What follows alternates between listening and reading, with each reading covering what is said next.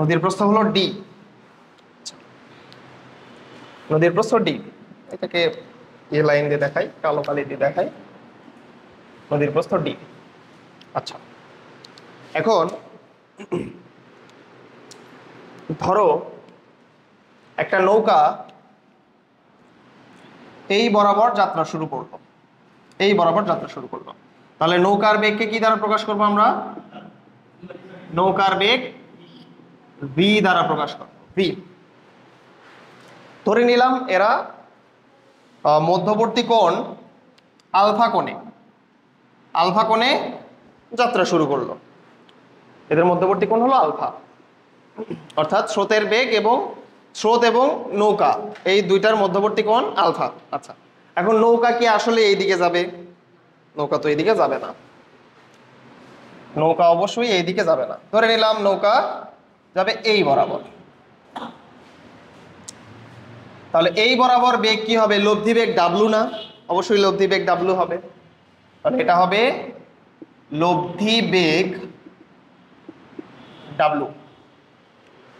এই বরাবরই কি করবে? নৌকাটা দূরত্ব অতিক্রম করবে বা নদী অতিক্রম করবে, তাই কিনা? কারণ নৌকা যখন এই বরাবর যাওয়া শুরু করবে, সামনে কি আছে? স্রোতের ধাক্কা আছে, তখন ও কি করবে? স্রোতের ধাক্কার কারণে জাস্ট এদিকে হেলে যাবে, হেলে ও নদী পারটা হবে। আচ্ছা, এখন দেখো তোমাদের বলছিলাম যে যেই পয়েন্ট থেকে নৌকাটা যাত্রা শুরু করে এর অপোজিট পয়েন্ট, এটা কি অপোজিট পয়েন্ট না?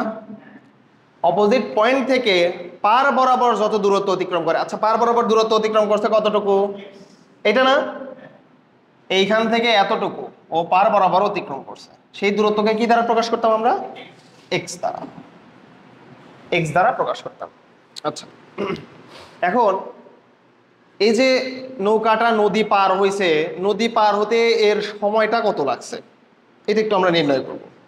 নদী পার হয়েছে না, এইখান থেকে ও কোথায় গেছে?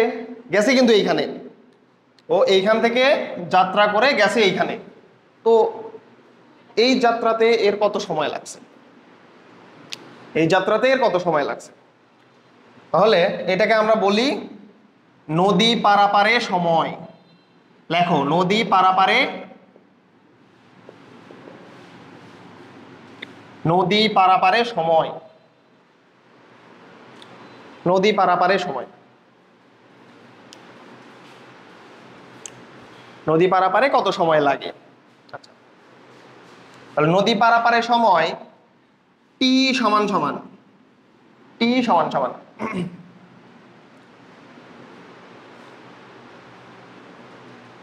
নদী পারাপারে সময়। দেখো, ধরো সাপোজ তোমাকে আমি বললাম কোনো একটা ব্যক্তি এই পয়েন্ট থেকে যাত্রা শুরু করে এই পয়েন্টে গেছে, এই পয়েন্ট থেকে যাত্রা শুরু করে এই পয়েন্টে গেছে। আচ্ছা, ধরে নিলাম এইখানে এ দূরত্ব অতিক্রম করছে এস এবং এর বেগ হলো ভি, তাহলে এখানে পারাপার হতে সময় কত লাগবে? টি সমান সমান এস বাই ভি হবে না? দূরত্ব ডিভাইডেড বাই কি? বেগ, দূরত্ব ডিভাইডেড বাই বেগ। আচ্ছা, এভাবে আমরা করতে পারি। তাহলে হ্যাঁ দেখো, আমরা যেই বরাবর সরণ নিচ্ছি সেই বরাবরই কি আমরা বেগ ভাগ করে দিচ্ছি না? এখন বেগটা যদি হয়, সাপোজ ও সরণ অতিক্রম করছে এইখানে, ওর বেগের দিক হলো এই বরাবর, তাহলে তুমি এই এস কে এই ভি দ্বারা ভাগ করে কি তুমি সময় পাবা? যেই বরাবর সরণ সেই বরাবরই কি হতে হবে? বেগ হতে হবে। তাহলে তুমি সরণকে বেগ দ্বারা ভাগ করলে সময় পাবা। কথা কি ক্লিয়ার কিনা? এখন নদীর প্রস্থ কি? ডি না? তাহলে যদি আমি সময় নদীর প্রস্থ থেকে বের করতে চাই, অর্থাৎ নদীর প্রস্থ ডি, তাহলে আমার বেগটাও কি নিয়ে আসতে হবে? নদীর প্রস্থ বরাবর কিনা? বেগটাও আমার নদীর প্রস্থ বরাবর নিয়ে আসতে হবে, তাহলেই কি করতে পারবো? আমরা এখান থেকে সময় বের করতে পারবো। কথা কি বুঝছো কিনা? তাহলে টি সমান সমান নদীর প্রস্থ হলো ডি, এখন ডি বরাবর বেগ কত, তাইলেই কিন্তু আমাদের কাজ হয়ে যাবে। অর্থাৎ সময় আমরা এভাবে লিখতে পারি, প্রস্থ, নদীর প্রস্থ না এটা, নদীর প্রস্থ, নদীর প্রস্থ ডিভাইডেড বাই নদীর প্রস্থ বরাবর বেগ, নদীর প্রস্থ বরাবর বেগ। কথা কি বুঝছো কিনা? সময় হবে নদীর প্রস্থ, এই যে নদীর প্রস্থ, অবশ্যই সেই ক্ষেত্রে বেগটা কি হতে হবে? নদীর প্রস্থ বরাবরই হইতে হবে। আচ্ছা, এখন নদীর প্রস্থকে আমরা কি দ্বারা প্রকাশ করেছি? ডি দ্বারা প্রকাশ করেছি। নদীর প্রস্থকে ডি দ্বারা প্রকাশ করেছি। আচ্ছা, নদীর প্রস্থ বরাবর বেগ কত? D cos theta. ডি কই থেকে আসলো? বেগ না, ডি তো হচ্ছে দূরত্ব। দেখো, নদীর প্রস্থ বরাবর বেগ, কোনো কিছু বরাবর বেগ যখন বলা হয় তখন কি উপাংশ আসে না? কারণ দেখো, এই বরাবর কোনো বেগই নাই, প্রস্থ বরাবর কি কোনো বেগ আছে? নাই। এখন এই নৌকার বেগ দেখো ভি, এটা মাঝখান দিয়ে গেছে, তার মানে এটার একটা অংশ এদিকে আছে, একটা অংশ এই দিকে আছে। কথা কি বুঝছো কিনা? এই যে নৌকার বেগ দেখো, এটা মাঝ বরাবর, তাহলে এটার অবশ্যই একটা অংশ ভূমি বরাবর আছে আর একটা অংশ কি লম্ব বরাবর আছে। কথা কি বুঝছো কিনা? এই যে ইউ স্রোতের বেগ, এখানে বেগ আছে কয়টা? দুইটা কিন্তু বেগ, একটা হলো স্রোতের বেগ আর একটা হলো নৌকার বেগ। এই দুইটাই তো থাকে, স্রোতের বেগ এবং নৌকার বেগ, তাই কিনা? ওই দুইটা কম্বাইন্ড হয়ে লব্ধি বেগে গেছে, ওইটা তো আমাদের বিষয় না। এখন স্রোতের বেগ ইউ, নৌকার বেগ ভি, মিলিত বেগ হচ্ছে লব্ধি। ওই লব্ধিটা আসছে কই থেকে? স্রোতের বেগ আর নৌকার বেগ থেকেই তো আসছে। তার মানে আমরা যদি কাউন্ট করি স্রোতের বেগ এবং নৌকার বেগ, তাহলে কিন্তু কাজ হয়ে যাচ্ছে। স্রোতের বেগের এই বরাবর উপাংশ কত? প্রস্থ বরাবর উপাংশ কত? যেই যার সাথে কোণ, আচ্ছা দেখো তো, এটা হলো স্রোতের বেগ ইউ, এই বরাবর আমি কি বের করতেছি? উপাংশ বের করতেছি, প্রস্থ বরাবর উপাংশ বের করতেছি। তাহলে এই প্রস্থের সাথে এইটার কোণ কত? 90 ডিগ্রি না? আচ্ছা, যেই বরাবর উপাংশ বের করি সেই বরাবর কি cos থিটা হয় না? তার cos থিটা হয় না? তাহলে ডি বরাবর ইউ এর উপাংশ কত হবে? ইউ cos 90 ডিগ্রি না? দেখো তো মধ্যবর্তী কোণ কত? 90 ডিগ্রি না? ডি বরাবর ইউ এর উপাংশ, এখন তাদের কি মধ্যবর্তী কোণ হয় না? U cos 90 degree, u cos 90 degree. দেখো, এমনিতেও তুমি এটা বুঝতে পারবা, একটু পরে বুঝাচ্ছি, এটা খুব ভালোভাবে বোঝানো যাবে। দেখো, ডি বরাবর ইউ এর উপাংশ হলো ইউ cos 90 ডিগ্রি, কারণ এদের মধ্যবর্তী কোণ এবং তার কি cos। এবার ডি বরাবর ভি এর উপাংশ, তাহলে ডি এবং ভি এর মধ্যবর্তী কোণের cos হবে না? ডি এবং ভি এর মধ্যবর্তী কোণ হতে হবে। আচ্ছা, এই কোণটা কত? এই কোণটা কত? এটা কি দেখো তো, পুরাটা হলো 90 আর এটা হলো আলফা, এই কোণটা কি হবে? 90 মাইনাস আলফা হবে না? 90 মাইনাস আলফা কিনা? তাহলে এইটা হলো দেখো 90 মাইনাস আলফা। তাহলে ডি বরাবর ভি এর উপাংশ কত? ভি cos 90 মাইনাস আলফা কিনা? কথা কি বুঝছো কিনা? V cos 90 minus alpha.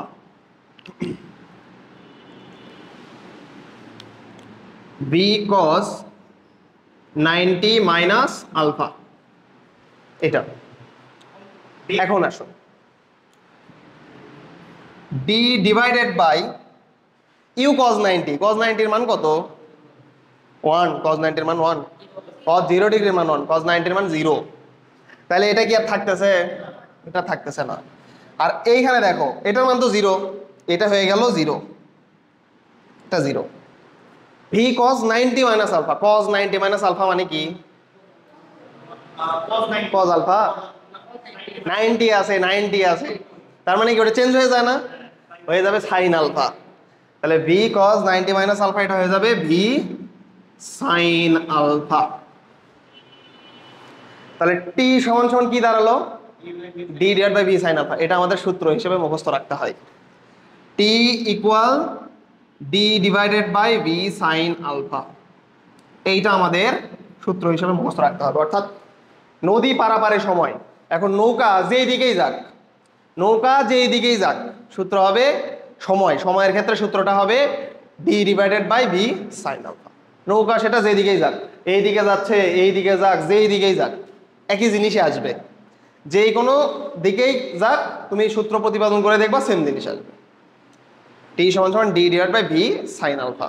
তাহলে ডি কি বের হইলো দেখো তো, ডি হলো নদীর প্রস্থ, ভি কি নৌকার বেগ, আর সাইন আলফা কি স্রোত এবং নৌকার মধ্যবর্তী কোণ না, দেখো তো স্রোত এবং নৌকার মধ্যবর্তী কোণ না, এটা মনে রাখলেই হয়ে গেল। আচ্ছা, এই হলো বিষয়। এখন একটা জিনিস খেয়াল করো, একটা জিনিস খেয়াল করো, সেটা হলো এই যে ইউ কজ 90 আমরা বসাইলাম, অর্থাৎ আমি তোমাদের কি বলছিলাম, ডি বরাবর ইউ এর উপাংশটা কত, অর্থাৎ ইউ এর অংশ কত, এটা হলো ডি, এটা হলো ইউ। ডি বরাবর আসলেও কি ইউ এর কোনো অংশ আছে দেখেই বোঝা যাচ্ছে, কিন্তু ইউ তো পুরোটাই এই দিকে অনুভূমিক দিকে, তাহলে এই বরাবর উলম্ব বরাবর এর কোনো অংশ থাকবে, এটা তো পুরাটাই চলে গেছে অনুভূমিক দিকে, এই জন্য এটা হলো শূন্য। এটা কিন্তু দেখেই বোঝা যায়, দেখো কি শূন্য আসছে না, শূন্য আসছে, কারণ এটা তো পুরোপুরি চলে গেছে অনুভূমিক দিকে, উলম্ব বরাবর তো এর কোনো উপাংশ থাকবে না। যদি মাঝ বরাবর হইতো, যেরকম এই যে দেখো এটা কি মাঝখান দিয়ে গেছে না, মাঝখান দিয়ে গেলে কি হবে, অনুভূমিক বরাবরও একটা অংশ আছে, এর উলম্ব বরাবরও একটা অংশ আছে, তখন কি হবে, উলম্ব বরাবর একটা উপাংশ থাকবে। বুঝছো? হ্যাঁ হ্যাঁ, মধ্যবর্তী কোণ 90 ডিগ্রি তো হবে, স্রোত এবং নদীর প্রস্থর মধ্যবর্তী কোণ তো 90 ডিগ্রি হবে। এটা তুলে নাও, এটা তুলে নাও,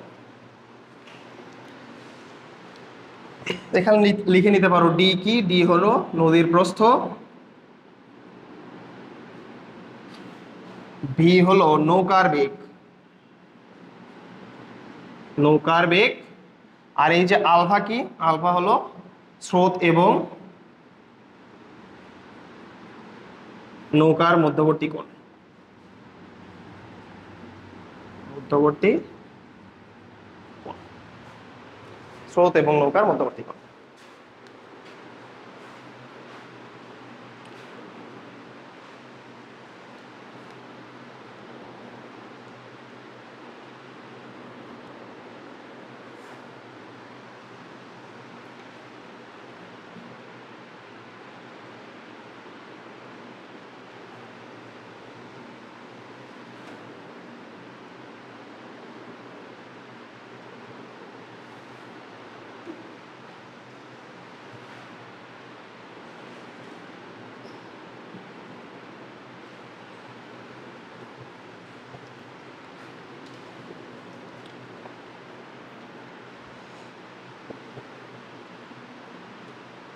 বুঝছো কিনা? আর এই উপাংশটা এটা আবারও একটু বুঝাই দিই, ডি বরাবর ইউ এর উপাংশ, যেই বরাবর উপাংশ হবে, যার উপাংশ মধ্যবর্তী কোণটা নিতে হয় তার কস। তাহলে ডি বরাবর ইউ এর উপাংশ, ইউ এবং ডি এর মধ্যবর্তী কোণ কত, 90 ডিগ্রি, তাহলে ডি বরাবর ইউ এর উপাংশ হবে u cos 90 degree plus d বরাবর ভি এর উপাংশ কত, তাহলে কি মধ্যবর্তী কোণটা আগে নির্ণয় করব, তার কস। তাহলে ডি বরাবর ভি এর উপাংশ হবে, এদের মধ্যবর্তী কোণ পাইছিলাম আমরা 90 মাইনাস আলফা, তাহলে ডি বরাবর ভি এর উপাংশ হবে ভি কস 90 মাইনাস আলফা।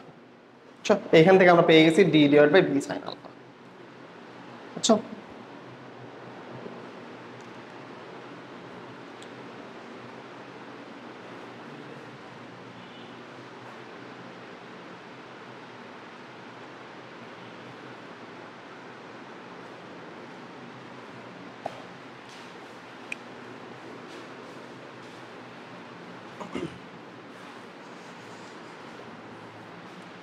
তুলছো এটা, তোলা শেষ?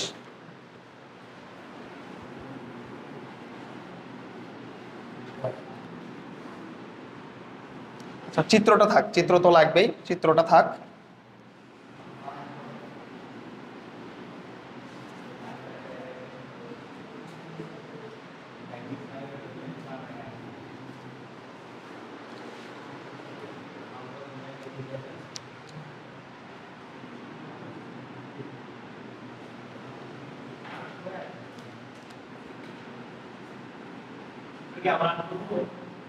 না, আগে করাই দেই তারপরে আর্ট করি।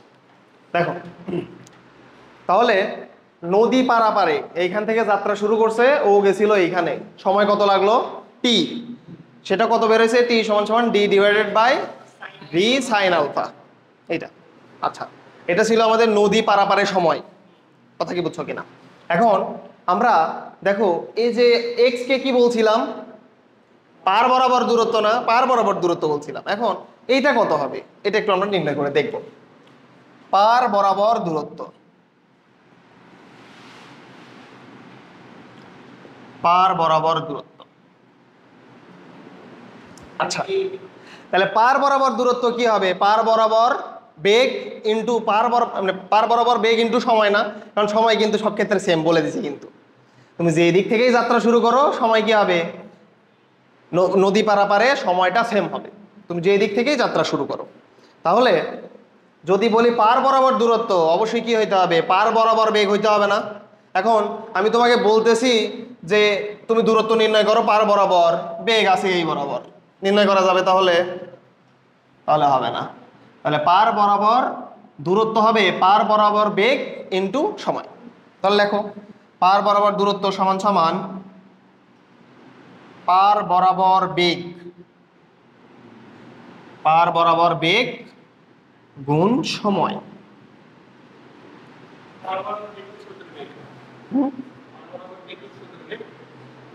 দেখো বলতেছি পার বরাবর বেগ কি হবে এটা আমরা নির্ণয় করব, সমস্যা নেই। আচ্ছা, পার বরাবর দূরত্ব এটাকে আমরা কি দ্বারা প্রকাশ করছিলাম? এক্স দ্বারা। তাহলে এক্স লিখে নাও, এক্স সমান সমান পার বরাবর বেগ ইন্টু সময়। তাহলে এক্স সমান সমান দেখো পার বরাবর বেগ অর্থাৎ এই বরাবর বেগ। আচ্ছা, এই বরাবর যে কথা, এই বরাবর একই কথা না? দুইটা কি সমান্তরাল দিক না? পার এইটাও আবার পার এইটাও, এইটাও পার এইটাও পার পার। তাহলে এই বরাবর বেগ যে হবে, যেটা হবে এই বরাবর বেগ সেইটাই হবে, আলটিমেটলি সেইটাই হবে। তাহলে দেখো তো আমাকে বলো এই বরাবর স্রোতের বেগ কত? পুরাটাই না? পুরা ইউই না এই বরাবর? পার বরাবর দেখো স্রোতের বেগ পুরাটাই ইউ, তাই কিনা? তাহলে আমরা লিখলাম প্রথমে পার বরাবর বেগ ইউ প্লাস বেগ কয়টা আছে আমাদের এখানে? কিন্তু বেগ দুইটা, একটা হলো স্রোতের বেগ আর একটা হলো নৌকার বেগ। এখন স্রোতের বেগ দেখলাম পার বরাবর, এই যে পার বরাবর স্রোতের বেগ পুরাটাই ইউ। এখন পার বরাবর নৌকার বেগটা কত?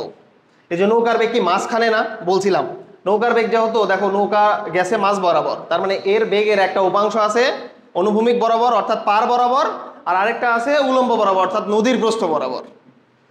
এর আগে আমরা কি করছিলাম? নদীর প্রস্থ বরাবর বের করছিলাম। এখন এই যে নৌকার বেগ ভি পার বরাবর এর উপাংশ কত আগে আমরা নির্ণয় করে নিব যে পার বরাবর এর এই যে স্রোতের বেগ এবং নৌকার বেগের মধ্যবর্তী কোণ কত, সেটা কি আলফা না? তাহলে আমাকে বলো পার বরাবর নৌকার বেগের উপাংশ কত? ভি কজ আলফা না?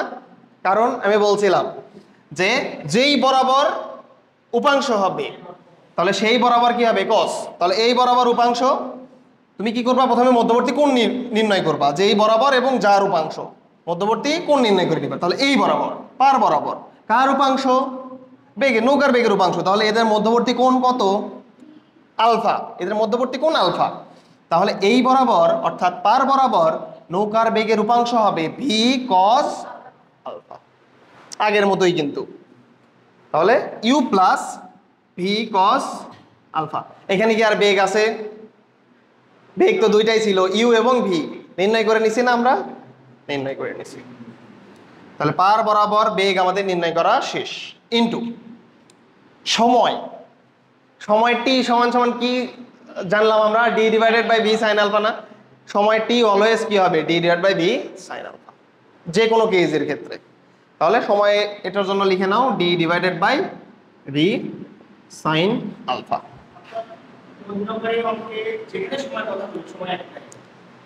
D divided by V sine alpha, যে কোনো জায়গা থেকে যাত্রা শুরু যে কোনো দিকে যাক, সূত্র হবে d divided by V sine alpha.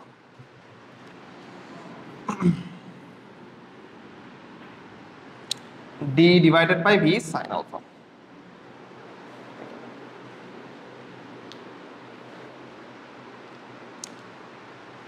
তাহলে আমরা নদী পারাপারে সময় কত লাগে সেটাও নির্ণয় করছি, পার বরাবর দূরত্ব কত হয় সেটাও কিন্তু নির্ণয় করছি।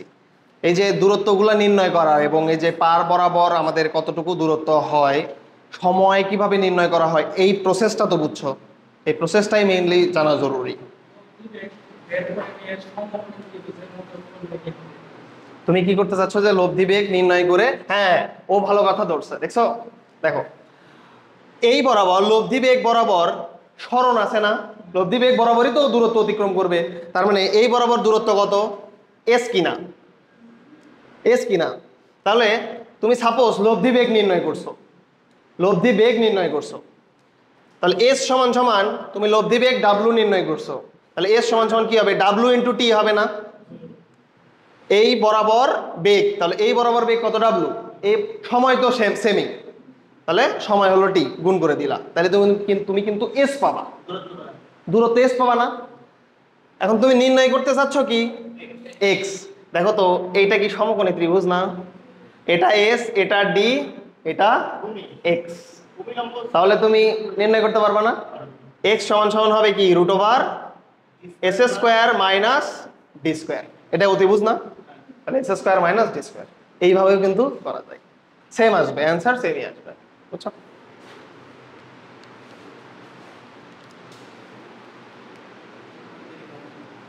এটা তুলে নাও।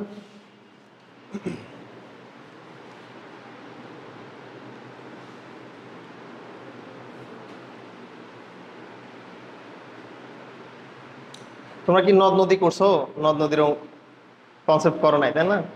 নদ নদী শুরু হয়েছে তো তোমার, এর আগে প্রায় 12টা লেকচার হয়ে গেছে, বুঝছো? হুট করে এসে ক্লাসে তো তোমার হচ্ছে বোঝা একটু মুশকিল হবে, এই 12টা লেকচারই ইউটিউব চ্যানেলে দেওয়া আছে, বুঝছো? তুমি ধরো এখন তুমি যেখানেই যাও মোটামুটি সবারই ভেক্টর শেষের দিকে প্রায়, বুঝছো? অর্থাৎ তোমাকে নিজের তাগিদেই কি করতে হবে, এটা কমপ্লিট করে নিতে হবে, মোটামুটি যেখানেই যাও মোটামুটি এদের সবারই ভেক্টর শেষের দিকে। অতএব এই যে এখানে খুব সুন্দর করে তোমার হচ্ছে ক্রমিক নাম্বার দিয়ে লেকচারগুলো দিয়ে দেওয়া আছে, বুঝছো? 12টা লেকচারের মতো আছে, তোমরা একটু দেখে নিবা। দিয়ে দিবনি সমস্যা নেই, চ্যানেল লিঙ্ক দিয়ে দিবনি।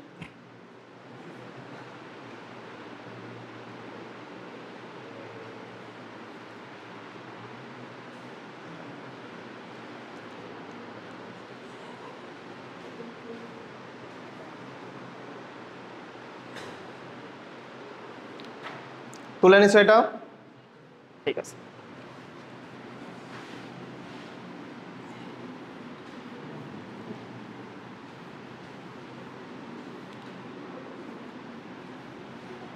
এরপর লেখো, লিখে একবারে টাইটেল হিসেবে লেখো, টাইটেল দাও সোজাসুজি নদী পার, টাইটেল দাও সোজাসুজি নদী পার, সোজাসুজি নদী পারাপার, সোজাসুজি নদী পারাপার, টাইটেল দিবা সোজাসুজি নদী পারাপার, সোজাসুজি নদী পারাপার, সোজাসুজি নদী পারাপার, অথবা এইটাকেই বলা হয় সর্বনিম্ন দূরত্বে নদী পারাপার, সর্বনিম্ন দূরত্বে নদী পারাপার, নদী পারাপার। দেখো কোশ্চেনে তোমাকে অনেক সময় বলা হইতে পারে সোজাসুজি নদী পারাপারে দূরত্ব কত হবে, সময় কত হবে, এভাবে নির্ণয় করতে বলতে পারে। ইভেন তোমাকে বলতে পারে যে সর্বনিম্ন দূরত্বে নদী পারাপার এর ক্ষেত্রে সময় কত হবে, দূরত্ব কত হবে, এইভাবে। এখন যে জানে না যে সোজাসুজি নদী পারাপার যে কথা, সর্বনিম্ন দূরত্বে নদী পারাপারও একই কথা, সে কিন্তু এটা বুঝবে না, বুঝছো? তার মানে এই দুইটা কথা একই জিনিস, যে কোনোভাবে এক্সামে দিতে পারে, হয় প্রথমটা দিল অথবা দ্বিতীয়টা দিল, কথা সেম। দেখো কথা কেন সেম এটা আমরা চিত্রের মাধ্যমে বুঝে যাব।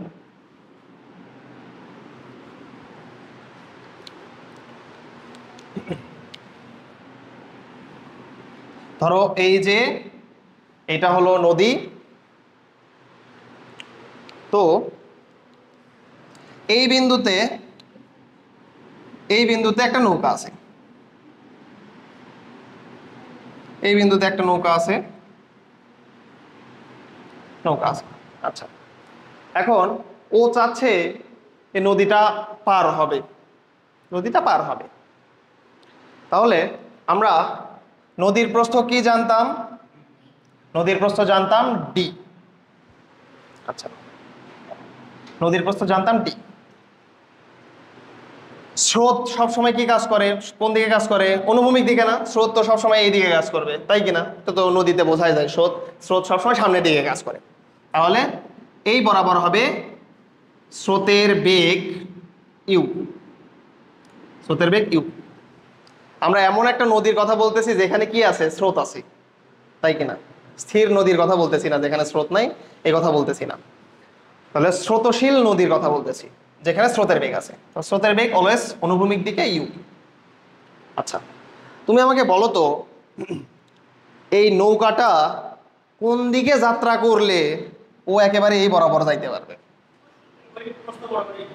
প্রস্থ বরাবর যাত্রা করবে?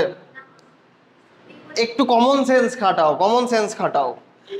নৌকাটা যদি প্রস্থ বরাবর যাত্রা শুরু করে, ধরো নৌকা এই দিকে যাত্রা শুরু করলো, প্রস্থ বরাবর যাত্রা শুরু করলো, স্রোতের বেগ আছে না? স্রোতের বেগ কি করবে? ওকে ধাক্কা দিবে। ও প্রস্থ বরাবর যাত্রা শুরু করলো, স্রোতের বেগ ধাক্কা দিবে, তাহলে কি ও এইদিকে চলে যাবে না? তাহলে ও বেঁকে যাবে না?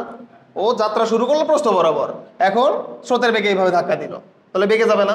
আমি চাচ্ছি কি একেবারে সোজাসুজি নদী, দেখো বলা আছে কি সোজাসুজি নদী পারাপার। সোজাসুজি নদী পারাপার মানে কি? একবারে এইখান থেকে শুরু করে এইখানে সোজাসুজি নদী পারাপার। তাহলে সোজাসুজি নদী পারাপারে ও যদি সোজাসুজি যাত্রা শুরু করে তাইলে কিন্তু হবে না, তাইলে এই যে স্রোতের বেগ এসে ওকে বাঁকাই দিবে, তাহলে হবে? হবে না। তাহলে ও কি করবে? আচ্ছা দেখি বলতো এখানে সর্বনিম্ন দূরত্ব কোনটা? এইখান থেকে এটাই কি সর্বনিম্ন দূরত্ব না? তার মানে সোজাসুজি নদী পারাপার মানে কি এইখান থেকে এইখানে পার হওয়া।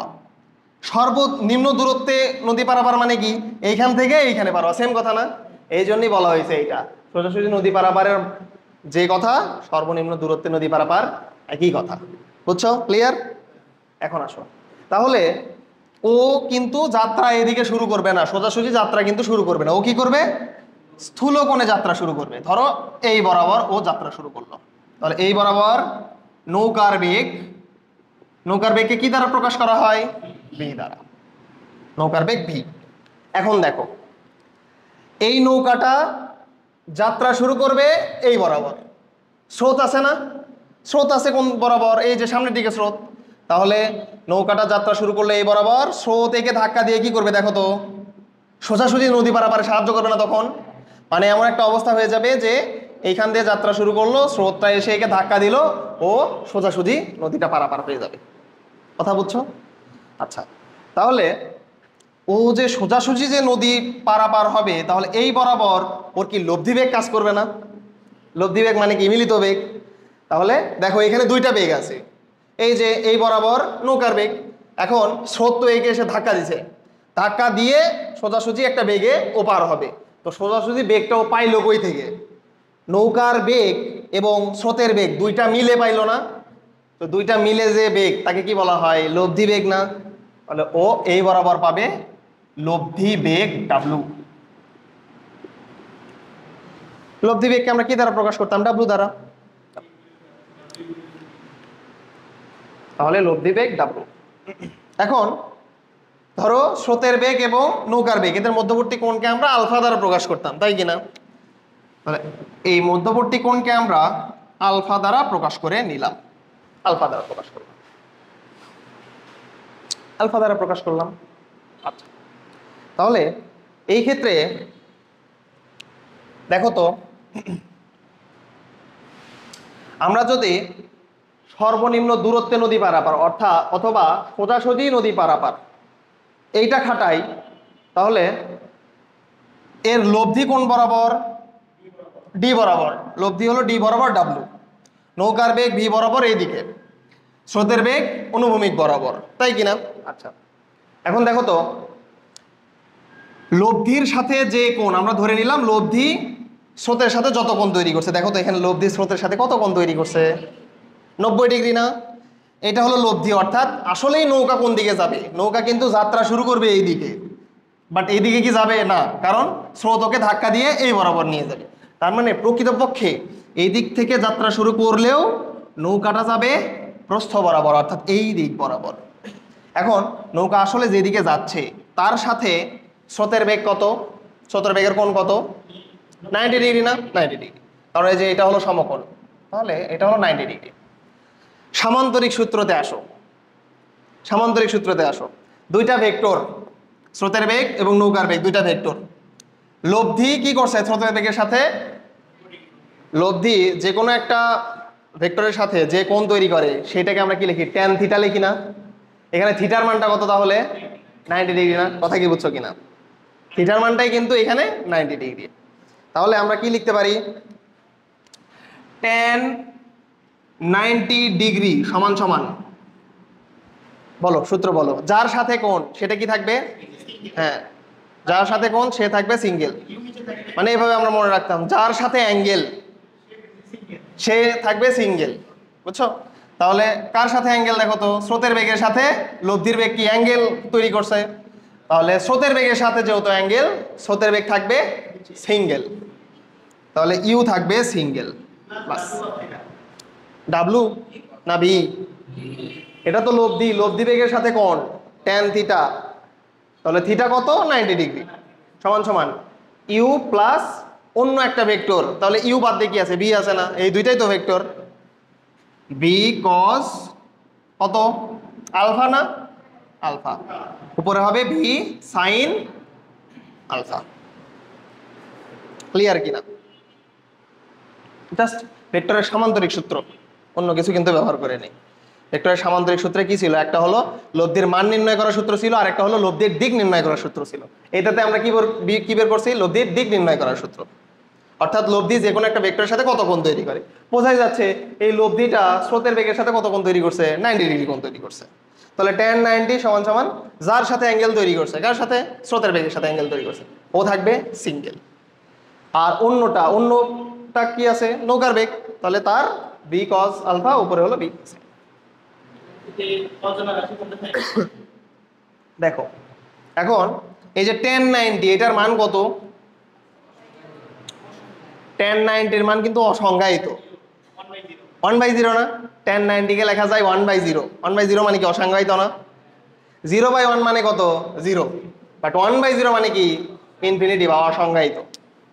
তাহলে ট্যান 90 এর মান এখানে তুমি লিখে নাও 1/0 সমান সমান উপরে ভি সাইন আলফা, নিচে হলো u plus v cos alpha. তাহলে দেখো তো, আর গুণ করে দাও। আর গুণ করে দিলে কি আসে? V u plus v cos alpha সমান সমান 0 আসে না? আর গুণ করে দিলে, এই যে আর গুণ করে দাও, u plus v cos alpha সমান সমান কি আসতেছে? 0 আসতেছে। এখন তাহলে আমাকে বলো তো, কস আলফা সমান সমান কি হবে? মাইনাস ইউ বাই ভি না? দেখো ভি কস আলফা সমান সমান মাইনাস ইউ, তাহলে কস আলফা সমান সমান কি হবে? Minus u divide by v. Alpha সমান সমান কি হবে? Cos inverse minus u by v. Alpha সমান সমান cos inverse minus u divided by v. Alpha সমান সমান cos inverse minus u divide by v. আচ্ছা, তাহলে এটাকে আমরা কিভাবে লিখতে পারি? আলফা সমান সমান কস ইনভার্স মাইনাস ইউ মানে কি ছিল? স্রোতের বেগ না?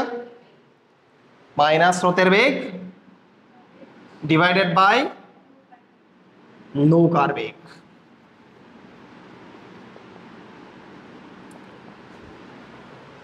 দেখছো, জাস্ট তুমি এই সূত্র বসায় আলফার মান বের করতে পারবা।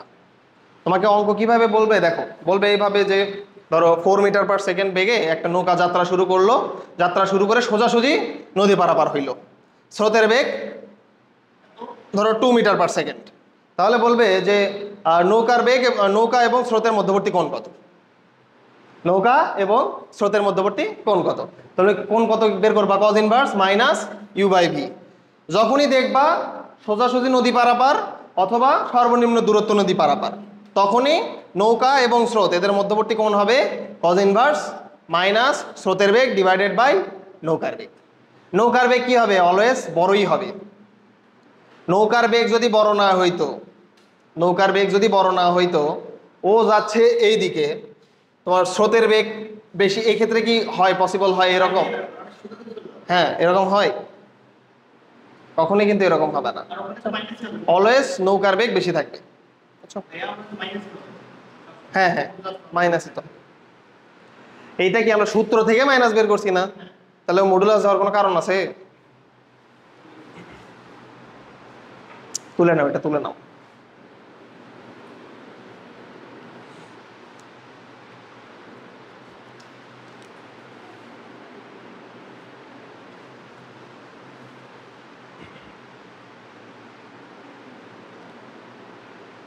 আচ্ছা, তাহলে সোজাসুজি নদী পারাপার অথবা সর্বনিম্ন দূরত্বে নদী পারাপার, এই ক্ষেত্রে দেখো তো লব্ধি বেগ কিন্তু আমরা অন্যভাবে নির্ণয় করতে পারি।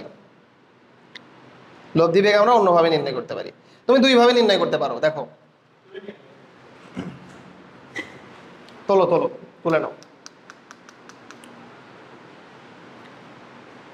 তুলে নাও, পুরোটা তাকে তুলে নাও।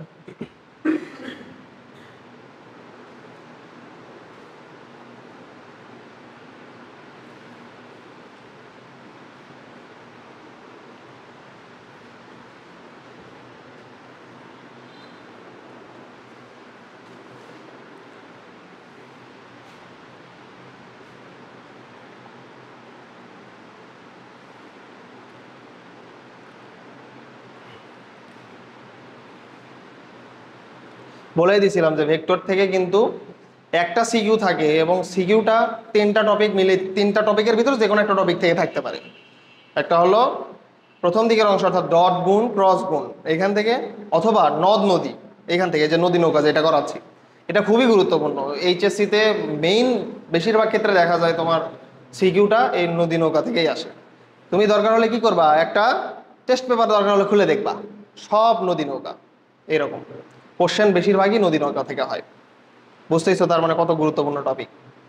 এরপরে আছে কার্ল গ্রেডিয়েন্ট ডাইভারজেন্স, এটাও মোটামুটি গুরুত্বপূর্ণ। আচ্ছা, তাহলে দেখো তোমাকে যদি বলা হয় এই কেসে লব্ধি বেগ কত হবে, লব্ধি বেগ, লব্ধি বেগ ডাব্লু, এটা কত হবে? তাহলে এটা দুইভাবে নির্ণয় করা যায়। সহজ একটা নিয়মে, সামান্তরিক সূত্রের লব্ধি বেগ, সামান্তরিক সূত্রের মাধ্যমে কি করা যায়, লব্ধি বেগ নির্ণয় করা যায় না? লব্ধি বেগ নির্ণয় করা যায়। আর হলো লব্ধির দিক নির্ণয় করা যায়। তাহলে ইউ জানা আছে, ভি জানা আছে, তুমি বের করবা জাস্ট কি ডাব্লু, মাঝখানে কোনো জানা আছে আলফা। তাহলে ডাব্লু সমান সমান কি হবে, root over u square plus B square plus 2uv cos alpha, সামান্তরিক সূত্রের মাধ্যমে যেটা নির্ণয় করতাম। তাহলে এইভাবে একটা করা যাবে, ডাব্লু সমান সমান root over u square plus B square plus 2uv cos alpha. যেখানে দেখো আলফার প্রয়োজন হচ্ছে, অর্থাৎ আলাদা করে আবার কি করে নিতে হচ্ছে, এই যে এইভাবে আলাদা করে আবার আলফাটা নির্ণয় করে নিতে হচ্ছে। তুমি আলফা নির্ণয় করা ছাড়াও এটা করতে পারবা। দেখো কিভাবে করতে পারবা, না দূরত্ব ছাড়াই কিভাবে করতে পারবা। এই বরাবর বেগ হলো ভি, লব্ধি বেগ ডাব্লু কোণ বরাবর, নদীর প্রস্থ বরাবর। আচ্ছা, অনুভূমিক বরাবর বেগ কত, স্রোতের বেগ ইউ না? আচ্ছা আমাকে বলো তো, অনুভূমিক বরাবর স্রোতের বেগ এটা যদি ইউ হয়, আমি যদি এইটাকে তুলে উপরে লিখি, অর্থাৎ এইভাবে ডিরেকশন দিয়ে ইউ লিখি, সত্য কথা না? জাস্ট এটাকে আমি কি করছি, এটাকে তুলে উপরে লিখছি, লেখা যাবে না? ভেক্টর তো কি করা যায়, শিফটিং করা যায়, প্যারালাল শিফটিং করা যায়, তাই না? যেমন যে বলছিলাম যে একটা ভেক্টর এটাকে তুমি তুলে আবার এখানে নিয়ে আসতে পারবা, তুলে এখানে নিয়ে আসতে পারবা। তাহলে এই ভেক্টরটা আছে এইদিকে, তুমি তুলে এটাকে উপরে নিয়ে যাও। তাহলে দেখো তো তুমি ইউটা পেয়ে গেলে না এখানে, এইটা হলো ইউ, এইটা হলো ভি, তুমি বের করবা কি ডাব্লু। দেখো তো এটা কি একটা সমকোণী ত্রিভুজ না? এটা একটা সমকোণী ত্রিভুজ না? তাহলে এইখান থেকে দেখো তুমি ডাব্লু বের করতে পারবা, যেখানে তোমার কোনো লাগবে না। তাহলে ডাব্লু সমান সমান কি হবে দেখি বলো, ডাব্লু সমান সমান রুট ওভার, এটা কি অতিভুজ না? এটা হলো সমকোণ, সমকোণের বিপরীত বাহু কি হয়, অতিভুজ হয়। তাহলে root over v square minus u square, তাহলে ডাব্লু সমান সমান root over v square minus u square. দেখো এখানে কিন্তু কোনো লাগলো না, কোন লাগলো, কোন লাগলো না, জাস্ট দুইটা বেগ দিয়েই কাজ হয়ে যাচ্ছে। হ্যাঁ, সিকিউর ক্ষেত্রে সাধারণত এটা আসবেই না, কারণ এত ছোট অঙ্কে তো তোমার হচ্ছে 3 নাম্বার দিবে না, বুঝছো? এটা এমসিকিউ আসার মতো। তো এমসিকিউ দেখো আমি তোমাকে বলি শোনো, এমসিকিউ যে এই সূত্রটা জানে বা এইভাবে চিন্তা করছে ওর করতে সময় লাগবে সর্বোচ্চ 3 সেকেন্ড 4 সেকেন্ড। আর যে ধরো এই সূত্রটা জানে না, ও কি করবে, প্রথমে আলফা নির্ণয় করবে, আবার এই আলফাটা এই সূত্রে বসাবে, বসায় তারপরে মান নির্ণয় করবে। তার মানে ওর কিন্তু সময় আলটিমেটলি কি লাগতেছে, বেশি লাগতেছে না? যদি 10 সেকেন্ডও ওর সময় বেশি লাগে তাও লস, কারণ পরীক্ষাতে তোমার সময় নিয়ে চিন্তা করতে হবে। পরীক্ষাতে কোশ্চেন এর অ্যান্সার সবাই করতে পারে, যারা পড়ে যায় সবাই করতে পারে, বুঝছো? কিন্তু সময়টা কেউ কাউকে যদি বেশি দাও তাইলে পারবে, আর কাউকে যদি কম দাও ওই কমের ভিতরেই করে দিয়ে আসবে। এটাই তো মেইন ডিফারেন্স। সময় কি পরীক্ষাতে সময় ফিক্স না? সময় হলো ধরো সাপোজ তোমাদের 3 ঘন্টা সময় থাকবে, সময় ফিক্স, মানে এই সময়ের ভিতরে কে কত ভালো পারফরমেন্স দেখাইতে পারে, বুঝছো? এখন অন্যজন বলতে পারে যে আমিও পারতাম, আমাকে যদি সময় 1 ঘন্টা বেশি দেওয়া হতো। তোমার তো দিবে না ভাই, সময় তো 3 ঘন্টাই, তাহলে 3 ঘন্টার ভিতরেই তুমি যত কিছু করতে পারো। অবভিয়াসলি এই ক্ষেত্রে যাদের শর্টকাট টেকনিক জানা থাকে, দেন তোমার হচ্ছে এই বিষয়গুলো ভিজুয়ালাইজ ভালো ভালো করা থাকে, তারা খুব দ্রুত এমসিকিউ এর অ্যান্সার সলভ করতে পারে, এমসিকিউ অ্যান্সার করতে পারে, বুঝছো? ধরো আমাদের সময় কি হয়েছিল, আমাদের সময়ে আমাদের তো ফুল 200 মার্কেরই পরীক্ষা হয়েছে। কত এমসিকিউ থাকে হচ্ছে ফার্স্ট পেপারে 25টা, সেকেন্ড পেপারে 25টা থাকে। তো ফিজিক্সে তো আমি 200 পাইছিলাম। আমাদের এমসিকিউ সলভ করতে 25টা এমসিকিউ মোটামুটি 10-12 মিনিটেই সলভ হয়ে গেছে, 10-12 মিনিটে সলভ করে বসে থাকছি, বুঝছো? এই হলো বিষয়। তো এটা কেন, এটা হলো তুমি যত প্র্যাকটিস করবা, যত প্র্যাকটিস করবা, যত শর্টকাট টেকনিক জানা থাকবে। আমাদের কাছে বোর্ডের এমসিকিউ তেমন কিছু মনেই হয় নাই, কথা কি বুঝছো? কারণ ধরো একাডেমিক থেকেই আমরা কি বোর্ডের পাশাপাশি এইচএসসির পাশাপাশি আমরা অ্যাডমিশনের প্রিপারেশনও একাডেমিকেই সেরে ফেলছি। অতএব মোটামুটি ধরাই যায় যে হচ্ছে তোমার ওই এমসিকিউগুলো কিছু মনে হবে না, কারণ অ্যাডমিশনের এমসিকিউ কি থাকে, তুলনামূলক টাফ থাকে, তুলনামূলক কঠিন থাকে। তো ওগুলোর কাছে বোর্ডের এমসিকিউ কিছুই না, বুঝছো? তোমাদের প্রিপারেশনটা মোটামুটি এইরকমই হওয়া লাগবে। সময় আছে এখনো, ধরো সময় তো তোমাদের পুরা সময় 2 বছর সময়। দেখবা এই সময়টাতে কেউ আছে প্রথম থেকেই একটু কনসিস্টেন্টলি পড়াশোনা করবে, যদি 4 ঘন্টা করেও কেউ পড়াশোনা করে, দিনে যদি 4 ঘন্টা করেও পড়াশোনা করে, এনাফ, এনাফ। বাট হয় কি, এই যে প্রথম থেকে একটা গায়ে বাতাস লাগে, বুঝছো? এই যে নতুন একটা শহরে আসছে মনে করো, গায়ে একটা বাতাস লাগবে, মনে করো সবাই উড়ে বেড়াবে, সবাই উড়বে। জ্ঞানটা আসে কখন, কারো কারো জ্ঞান আসে অর্ধবার্ষিকের পরে, হাফ ইয়ারলির পরে, যখন হাফ ইয়ারলিতে ফেল হয় 2-3টাতে, তারপরে আসে। কারো জ্ঞান আসে ইয়ার চেঞ্জের পরে। এখন যার যত আগে জ্ঞান আসে তার তত ভালো, কথা কি বুঝছো? আর কিছু স্টুডেন্ট পাবা যে কিনা ওগুলার ফ্যাক্ট না, ও যে টিচারের কাছে পড়ে সেই টিচার কি বলে না বলে এটা খুব ভালোভাবে শোনে, বুঝছো? এটাই হলো কনসিস্টেন্সি। অর্থাৎ তুমি যদি এখন 4 ঘন্টা করেও পড়ো, শেষে আর তোমার কোনো প্যারা হবে না। বাট তুমি ধরো এখন পড়তেছো না, তাহলে কি পড়াগুলো জমে যাবে না?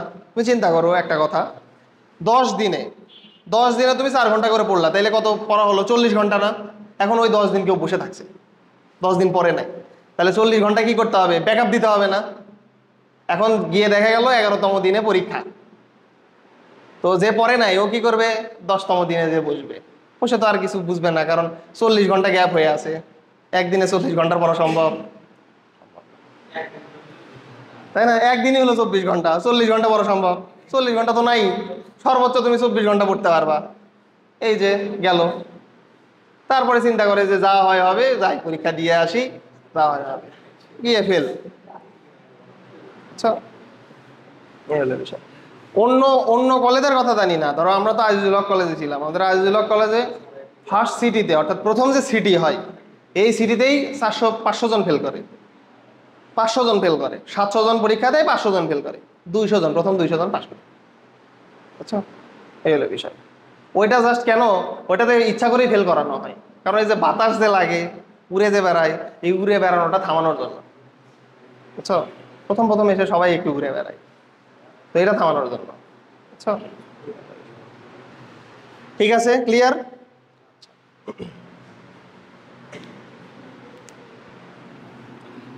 তাহলে সোজাসুজি নদী পারাপার বা সর্বনিম্ন দূরত্বে নদী পারাপার আমরা শিখলাম। একটা কোশ্চেন লেখো, এখনই একটা কোশ্চেন লেখো, এখনই একটা কোশ্চেন লেখো।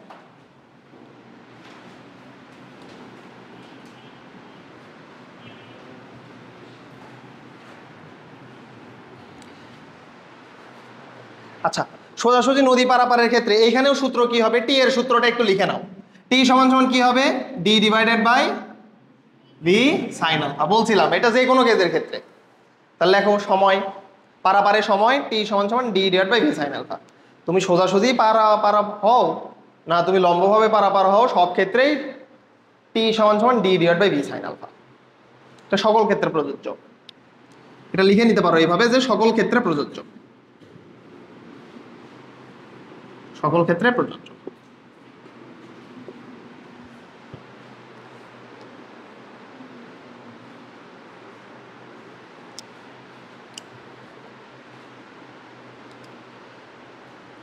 তাহলে প্রশ্ন তোলো, লেখো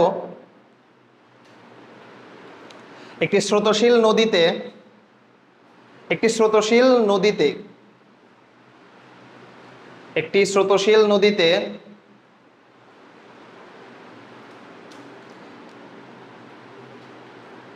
স্রোতশীল নদীতে 8 মিটার পার সেকেন্ড বেগ বিশিষ্ট 8 মিটার পার সেকেন্ড বেগ বিশিষ্ট একটি নৌকা 8 মিটার পার সেকেন্ড বেগ বিশিষ্ট একটি নৌকা 8 মিটার পার সেকেন্ড বেগ বিশিষ্ট একটি নৌকা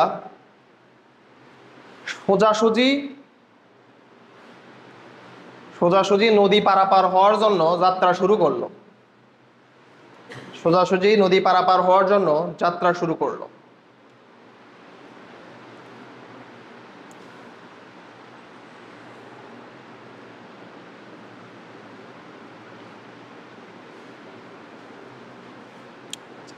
যাত্রা শুরু, স্রোতের বেগ 4 মিটার পার সেকেন্ড। স্রোতের বেগ 4 মিটার পার সেকেন্ড। স্রোতের বেগ 4 মিটার পার সেকেন্ড। 1 নম্বর কোশ্চেন,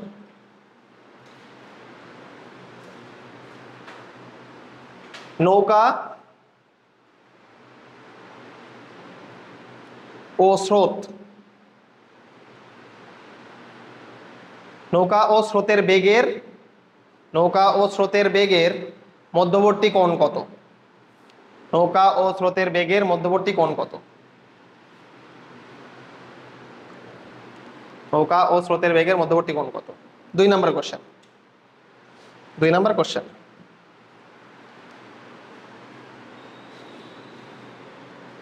নৌকাটি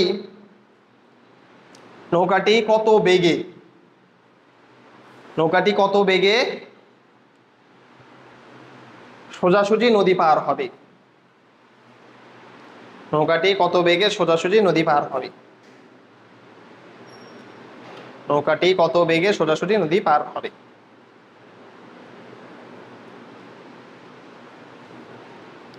তুলছো এটা? ঠিক আছে, কত বেগে সোজাসুজি নদী পার হবে। 2 নাম্বার তুলছো। আচ্ছা 3 নাম্বার দাও, আরেকটা কোশ্চেন লেখো।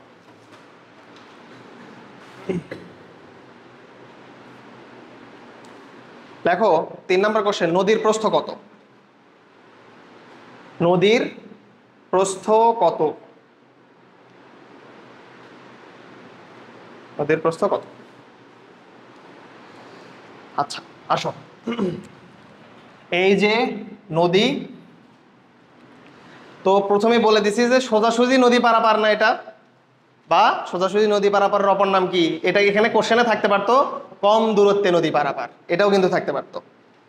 তাহলে নৌকাটা এইখান থেকে যাত্রা শুরু করবে। স্রোতের বেগ অলওয়েজ কি? সামনের দিকে। স্রোতের বেগ ইউ, সামনের দিকে। স্রোতের বেগ ইউ। আচ্ছা, এখন এইখান থেকেও যাত্রা শুরু করবে। দেখো এই বরাবর, অর্থাৎ নদীর প্রস্থ কি একেবারে এই বরাবর নদীর প্রস্থ না? তাহলে নদীর প্রস্থকে কি দ্বারা প্রকাশ করতে আমরা? ডি দ্বারা। এটা হলো কি? নদীর প্রস্থ। লেখার দরকার নেই, এটা তো তোমরা জানোই। নদীর প্রস্থ ডি, এটা হলো নদীর প্রস্থ ডি। আচ্ছা, সোজাসুজি নদী পারাপার হওয়ার জন্য কোন দিকে যাত্রা শুরু করবে? স্থূলকোণে যাত্রা শুরু করবে না? ও যাত্রা শুরু করবে কিন্তু এই বরাবর, কারণ এই বরাবর একমাত্র যাত্রা শুরু করলেই কি হবে? এই স্রোতের কারণে ও সোজাসুজি পার হইতে পারবে। ক্লিয়ার? আচ্ছা, তাহলে এই বরাবর হলো নৌকার বেগ ভি। নৌকার বেগ ভি। আচ্ছা, স্রোতের বেগ ইউ সমান সমান কত দেওয়া আছে? 4 মিটার পার সেকেন্ড। নৌকার বেগ ভি সমান সমান কত দেওয়া আছে? 8 মিটার পার সেকেন্ড। আচ্ছা, লব্ধি বেগ কোন দিকে হবে? ও পারাপার হচ্ছে সোজাসুজি, অর্থাৎ প্রস্থ বরাবর। তাহলে লব্ধি বেগও কি হবে? প্রস্থ বরাবর। কারণ লব্ধি বেগ যেদিকে সেই দিকেই তো আলটিমেটলি ও যাবে। কথা কি বুঝছো কিনা? তাহলে ও যেহেতু সোজাসুজি নদী পারাপার হচ্ছে, তার মানে লব্ধি বেগ হবে নদীর প্রস্থ বরাবর। লব্ধি বেগ ডাব্লু। আমরা ধরে নিলাম এই যে স্রোতের বেগ এবং নৌকার বেগ, এদের মধ্যবর্তী কোণ কত? আলফা ধরে নিলাম। দেখো, তোমাদের কিন্তু এইভাবে চিত্র আঁকাইতে হবে না অ্যান্সার করার জন্য, তোমরা জাস্ট খালি অ্যান্সার করে দিবা। এখন বোঝানোর জন্য আমরা কি করতেছি? চিত্রটা আঁকাচ্ছি। হ্যাঁ, সূত্র বসায় জাস্ট খালি অঙ্ক করতে পারবা। তাহলে প্রথম কোশ্চেন কি ছিল? নৌকার বেগ এবং স্রোতের বেগের মধ্যবর্তী কোণ কত, তাই না? তাহলে এইটা হলো স্রোতের বেগ, এইটা হলো নৌকার বেগ, মধ্যবর্তী কোণ কত? আলফা না? এই আলফার মানটা বের করতে বলছে। সূত্র কিন্তু আমি লিখে দিছিলাম, তাই না? তাহলে নৌকা ও স্রোতের বেগের মধ্যবর্তী কোণ, বেগের মধ্যবর্তী কোণ, মধ্যবর্তী কোণ আলফা, এটা সমান সমান আমি লিখে দিছিলাম cos inverse minus u by v না, minus u divided by v. তাহলে cos inverse minus u, u এর মান কত? 4 না? তাহলে মাইনাস 4 ডিভাইডেড বাই 8 কত আসবে? দেখো তো, এটা হাফ আসবে না?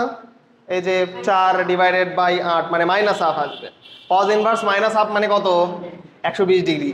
cos 120 ডিগ্রি এর মান হলো মাইনাস হাফ। তাহলে 120 ডিগ্রি। দেখো তো, চিত্র দেখেও মনে হচ্ছে যে এটা 120 ডিগ্রি হওয়ার মতো। 90 থেকে বেশি না? 90 থেকে বেশি, তার মানে 120 ডিগ্রি হওয়ার মতো। দেখছো? 120 ডিগ্রি। তাহলে প্রথমটা আমরা করে ফেললাম। 2 নাম্বারটা, 2 নাম্বারে কি বলছে? কত নৌকাটি আসলে প্রকৃতপক্ষে কত বেগে, মানে কত বেগে সোজাসুজি নদী পারাপার হবে। আচ্ছা, কত বেগে নৌকাটা নদী পারাপার হবে? লব্ধি বেগে না? নদীটা পার হচ্ছে সোজাসুজি, অবশ্যই সোজাসুজি যে বেগ সেটা কি লব্ধি বেগ না? অবশ্যই নৌকাটি লব্ধি বেগ নিয়েই কি হবে? নদীটা পারাপার হবে। তাহলে লব্ধি বেগ নির্ণয় করার সূত্র কি? এটা লিখে নিতে পারো, নৌকাটি লব্ধি বেগে নদী পার হবে। লব্ধি বেগে নদী পার হবে, নদী পার হবে। লব্ধি বেগ ডাব্লু সমান সমান √, এই যে দেখো, এইটা যদি ইউ হয়, এইটাও ইউ না? তো ইউ এর মান কত? সেটা 4 মিটার পার সেকেন্ড। দেখো, এটা কি একটা সমকোণী ত্রিভুজ? সমকোণী ত্রিভুজ, যেখানে এটা হলো অতিভুজ। অতিভুজ কি ভি না? অতিভুজ হলো ভি 8, আর এটা হলো এর ভূমি কত? 4। এটা হলো লম্ব, এটা হলো ডাব্লু, লব্ধি বেগ ডাব্লু। আর বের করতে হবে কি? লব্ধি বেগ ডাব্লু। তাহলে ডাব্লু সমান সমান √, v square minus u square. এটা কিন্তু লিখেও দিয়েছিলাম আমি। তাহলে ডাব্লু সমান সমান √, ভি এর মানটা কত? 8, ইউ এর মানটা কত? 4। তাহলে 64 মাইনাস 16, তার মানে 48। তাহলে 16 গুণ 3, 4√3, 4√3 যেটা আসে সেটাই, 4√3 মিটার পার সেকেন্ড। এইটা হলো আমাদের অ্যান্সার। এই যে এইটা হলো আমাদের অ্যান্সার।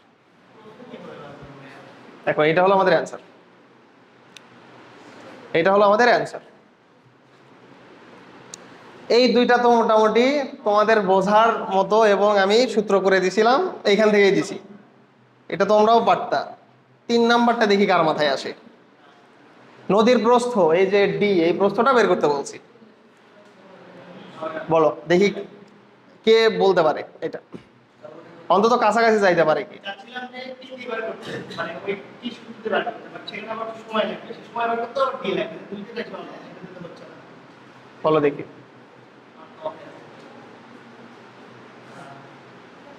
নদীর প্রস্থ কিভাবে বের করবা? এখানে কি ডাব্লিউ ইকুয়াল টি? না না, ডাব্লিউ ইকুয়াল ডি কেন? দেখো হ্যাঁ, বলো। ই বরাবর ইউ উপাংশ ইকুয়াল জানতে।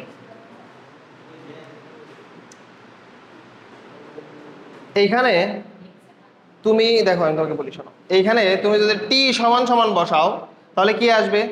D divided by V sine alpha. আলফার মান তুমি ঠিকই জানো, বাট ডি কি জানো? ডি জানি না, টিও তো জানি না। আচ্ছা, এখন তুমি যদি টিটা পাইতা তাইলে কি করতা তুমি? ইটা এসে পারবে দিয়ে ওটা তুমি বলে দিতে। হ্যাঁ, তাইলে কিন্তু জাস্ট এই যে এস সমান সমান কি বসাইতা? এই যে ডাব্লিউ ইন্টু টি। কথা কি বুঝছো কিনা? এস সমান সমান তুমি বসাইতা ডাব্লিউ ইন্টু টি, বাট এইখানেও কিন্তু কি নাই? ডি নাই। কথা কি বুঝছো? তার মানে তুমি যদি এটা অ্যান্সার করো তাহলে কি পাবে? একটা আননোন ভ্যারিয়েবল পাবা। বুঝছো? এই হলো বিষয়। তার মানে এটা কি কোশ্চেন ভ্যালিড? কোশ্চেন ভ্যালিড না। আমি চাচ্ছিলাম এটাই, যে তোমরা কি বুঝতে পারো, এই যে বুঝতে পারছে যে আসলে এটা কোশ্চেনে কি অ্যান্সার করা সম্ভব না। কথা কি বুঝছো? কারণ ও ওই মেথডটা ধরতে পারছে। তোমাকে যদি প্রস্থ বের করতে বলা হয়, একটাই উপায়, এই বরাবর ডাব্লু, এই বরাবর টি। কারণ এই বরাবর কি বেগ ইন্টু এই বরাবর সময়। এখন এই বরাবর বেগ ডাব্লু তুমি ঠিকই জানো, টি হবে কি? D divided by V sine alpha. ওখানেও ডি লাগতেছে, বাবা বাবা না। আমার জানার দরকার ছিল এইটা, যে আসলে বুঝছো কিনা। ঠিক আছে, 3 নাম্বার পসিবল না। লিখে নাও যে 3 নাম্বার পসিবল না। তুমি কি জানো এই রকম অঙ্ক বোর্ডেও দিয়ে দেয়? আমাদের সময় এরকম একটা অঙ্ক বোর্ডে দিয়ে দিচ্ছিল যে এইখানে তুমি মান, ডিরেক্ট মান বের করতে পারবা না, ভ্যারিয়েবল হিসেবে একটা থেকে যাবে, ডি থেকেই যাবে। কথা কি বুঝছো? আমাদের সময় হ্যাঁ এইরকমই। আমাদের সময় কি হয়েছিল, তোমার হচ্ছে একটা হাইট দেওয়া ছিল না, তো হাইট ভাই তুমি এইসি রেখে দাও, এইচ হিসেবেই রেখে দাও।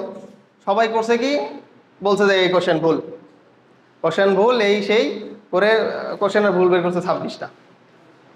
বোর্ডের কোশ্চেনের ভুল বের করছে 26টা। বুঝছো? যে এইখানে এটা ভুল। আবার আমাদের সময় আরেকটা ছিল, সেটা হলো পয়সনের অনুপাত। প্রকৃত পয়সনের অনুপাত হয় -1/2 থেকে 1। বুঝছো? পরীক্ষায় পয়সনের অনুপাত দেওয়া ছিল 3। সবাই বলতেছে না এটা সম্ভব না, অঙ্ক ভুল, কোশ্চেন ভুল। ভাই তোমাকে যেটা দেওয়া আছে তুমি সেটা দিয়েই অ্যান্সার করে আসো, তাই কিনা? ওখানে তো তোমাকে মাতব্বরি কেউ করতে বলে নাই। বোর্ডের কোশ্চেন দেখবা যে অনেক অনেক ধরো কম জানে এমন অনেককেও কি করতে দেওয়া হয়, কোশ্চেন করতে দেওয়া হয়।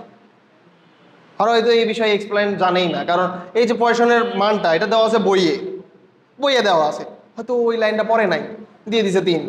বোর্ডের কোশ্চেন অনেক ভুল থাকে, এটা কি জানো? বোর্ডের কোশ্চেন ইভেন অ্যাডমিশন এক্সামের মতো কোশ্চেনে ভুল থাকে, দেখি জানো?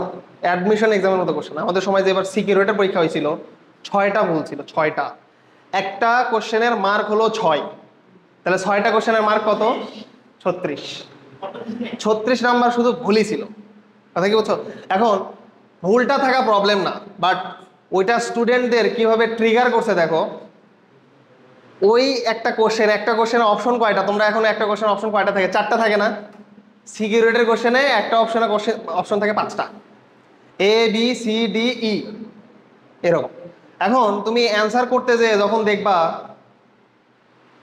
চেক দিচ্ছ, হয়তো যে প্রথমটাও হচ্ছে না, দ্বিতীয়টাও হচ্ছে না, এইভাবে 5টা চেক দিবা। 5টা চেক দেওয়ার পরেও যখন হচ্ছে না, তখন তোমার মনে হবে যে আসলে আমি ভুল করতেছি।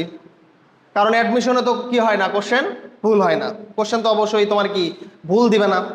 তুমি এই চিন্তা করবা, আবার করবা, আবার মিলবে না, আবার করবা, আবার মিলবে না। এই যে তুমি 3বার ট্রাই করলা, 3বারের কি সময়টা গেল না? এরকম একটা অঙ্ক 3বার ট্রাই করলা, এরকম কয়টা অঙ্ক ছিল? 6টা অঙ্ক, যেখানে কোনো অ্যান্সার নাই। কথা কি বুঝছো? এত পরিমাণে তুমি চিন্তা করতে পারো যে একটা অ্যাডমিশন এক্সামে এরকম একটা সিভিয়ার ভুল, ওইটা কিন্তু ওরা ইচ্ছা করে দিছে, ওইটা তোমাকে ইচ্ছা করে দেওয়া হয়েছে যা তুমি কি করো। কিছু স্টুডেন্ট আছে ওই কোশ্চেনটা পড়ে থাকবে, কেন হচ্ছে না এটা। দেখো কিছু স্টুডেন্ট ওই সময় প্যানিক অ্যাটাকে পড়ে যাবে। প্যানিক অ্যাটাক মানে কি? ভয়ে পড়ে যাবে যে আমি 2 দিন পরে আমার বুয়েটের এক্সাম, এইখানে সহজ একটা কোশ্চেন আমি পারতেছি না, ম্যাট্রিক্সের একটা কোশ্চেন তোমার ইয়ে ছিল, তোমার হচ্ছে এমসিকিউ অ্যান্সার ভুল, অ্যান্সারই নাই।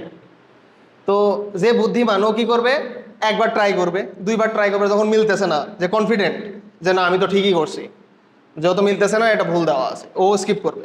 এখন যার ওই কনফিডেন্সটা নাই, ও 3-4বার করে ট্রাই করবে, আবার যখন মিলবে না, ও কিন্তু কি হয়ে যাবে, প্যানিকড হয়ে যাবে, ভীত হয়ে যাবে, বুঝছো, প্যানিকড হয়ে যাবে, মাথাটা ঘুরে যাবে। একবার যদি এইরকম সিভিয়ার এক্সামে মাথা ঘুরে যায়, তাহলে তোমার পুরো পরীক্ষাটাই মাটি। কারণ তোমাকে 100টা কোশ্চেনের প্রায় প্রতিটা কোশ্চেনই ম্যাথ। এখন তোমার যে মাথাটা ঘুরে যায়, ব্রেন কি ওইভাবে কাজ করবে? কাজ করবে না, ফাস্ট কাজ করবে না, উল্টাপাল্টা করে ফেলবা সব। তো ওরা ওইটাই চাইছিল যে কে উল্টাপাল্টা করে আর কে শান্ত থেকে এক্সামটা দিতে পারে, বুঝছো। সব এক্সামই মোটামুটি অ্যাডমিশনের সব এক্সামে এগুলো হয়। মেডিকেল এক্সাম দিবা, সেম কাহিনী, মানে একটা টুইস্ট থাকে, টুইস্ট প্রত্যেকবার নতুন নতুন টুইস্ট, আগের বছরের সাথে পরের বছরের টুইস্ট মিলবে না। একমাত্র যারা এক্সাম দিতে যাচ্ছে ওরাই ওই টুইস্টটা বুঝতে পারবে, ভিতরে কি হচ্ছে একমাত্র যারা এক্সাম দিবে তারাই বুঝতে পারবে, বাইরে থেকে এটা বোঝা সম্ভব না। কথা কি বুঝছো?